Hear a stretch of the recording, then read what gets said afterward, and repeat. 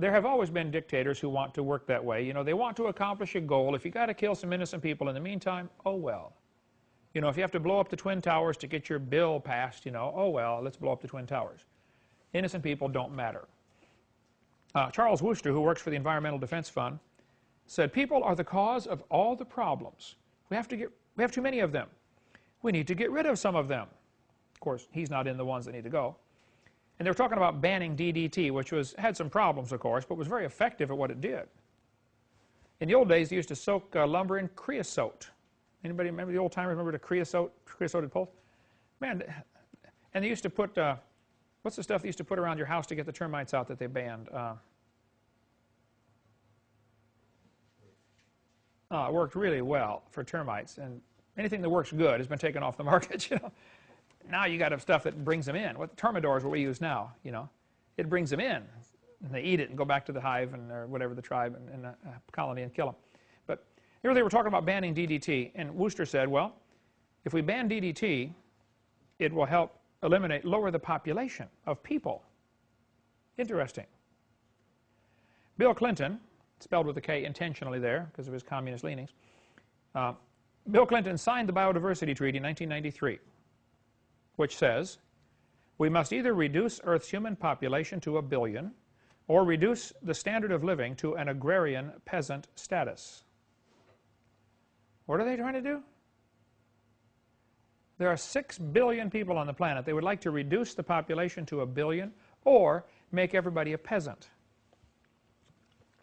Because a farmer, you know, he doesn't have much impact on the ecology like a person driving a car, you know, and wanting actually hot water in their house, you know, and actually building a road. And, the United States was divided up years ago to protect the biodiversity, you know, to protect the animals.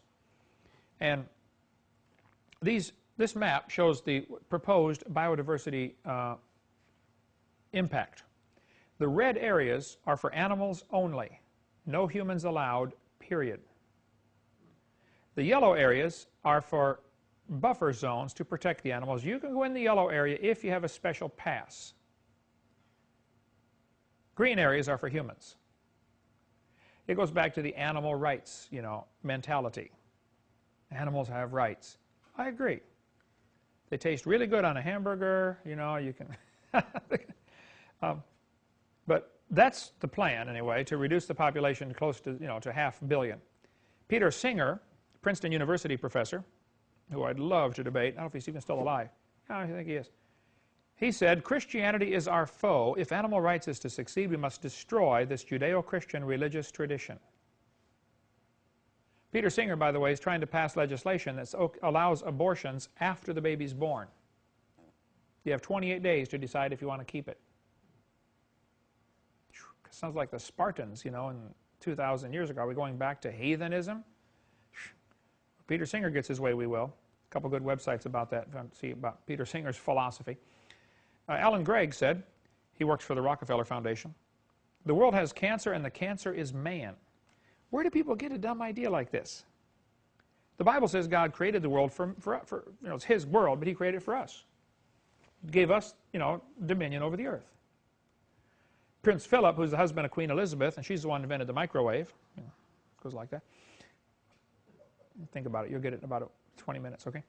Prince Philip said, if I could be reincarnated, I would wish to return to Earth as a killer virus to lower human population levels. You say, man, that's terrible. Well, especially when you consider he's got a huge majority holding in ADM, Archer Daniels Midland, which is one of the largest food distributors in the world. Suppose you get a guy in charge of a company like that decides, okay, we're going to quietly put everything into place, and at a given signal, everybody dump something into the food supply, and we're going to lower the population in less than a week. He's in a position to do it.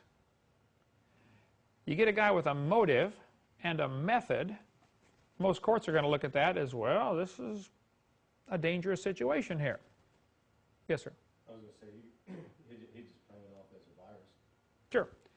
Oh, the chicken flu, you know, killed everybody or whatever, you know. They'll have I'm sure they got a cover story. I mean, that's obvious. You got to have a cover story.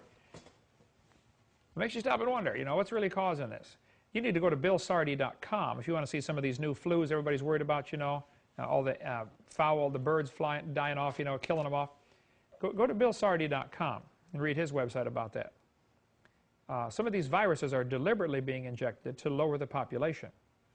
There's a great book I read a few months ago called Seeds of Deception, Genetically Engineered Foods.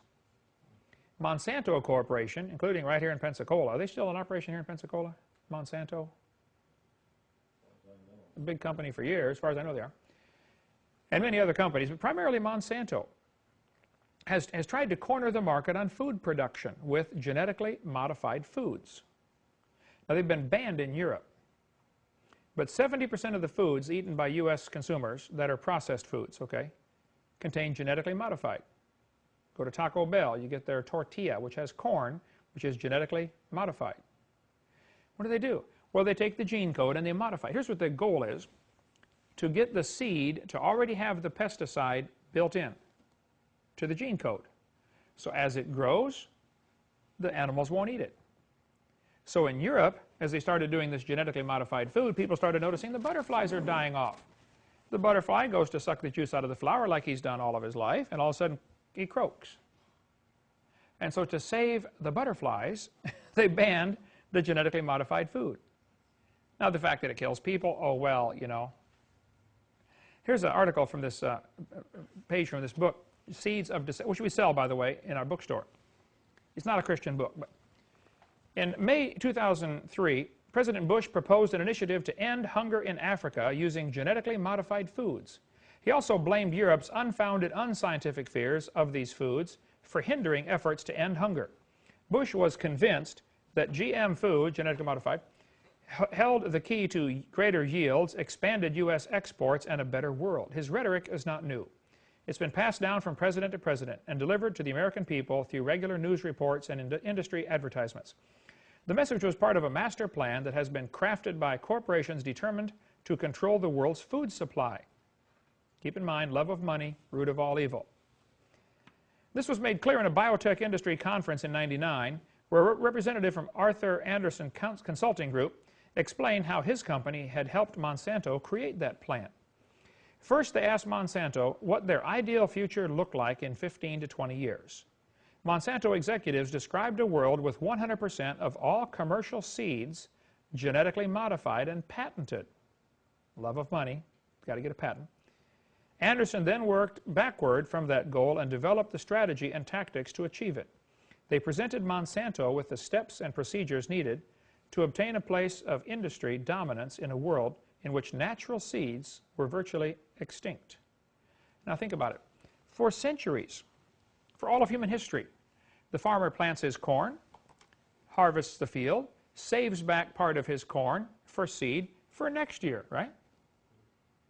That's normal. If you eat it all, now what are you going to plant next year?